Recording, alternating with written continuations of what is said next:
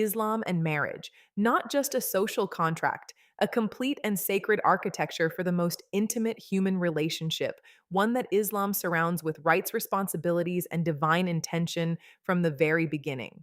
The foundation. The Quran describes the marriage bond in one of the most beautiful verses in the text. He created for you from yourselves spouses that you may find tranquility in them, and he placed between you affection and mercy.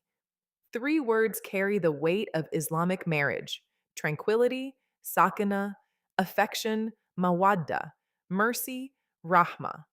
These are not aspirations. They are divine gifts placed by God into the relationship.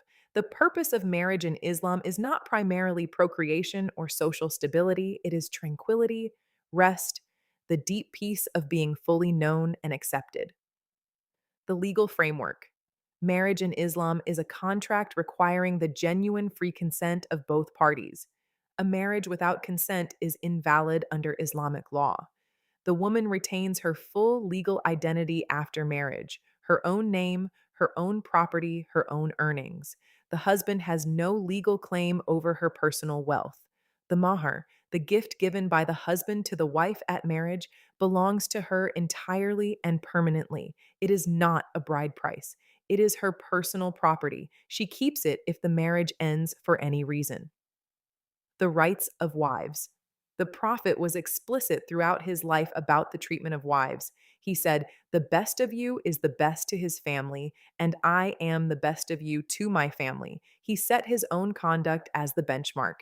He cooked in his home, he mended his own clothes, he helped with household work, he listened to his wives, he consulted them on serious community decisions, he made his wives laugh, he raced with Aisha on the road and she won, and he celebrated it. He did not perform holiness at home. He lived it in the small daily acts of a man who treated his family with genuine kindness and respect. The rights of husbands. The Quran describes the husband as having a degree of responsibility over the family, not superiority as a human being, but the obligation to financially provide for his household. The husband must provide for his wife and children, regardless of how wealthy his wife may be in her own right. She is not obligated to spend a single dirham of her own money on the household, even if she is wealthier than him.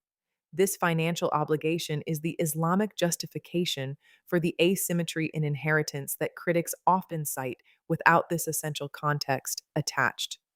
The prophet's final word. In his final sermon, the prophet said, "Treat women well. I leave you with this instruction." The very last major public instruction of the prophet's life was about how men treat women. That is not coincidental. It is a deliberate statement of priority. Like, if this gave you something, share with every couple you know. Subscribe, truth every day. I'm Noor. This is Islam with Noor. Thank you for listening.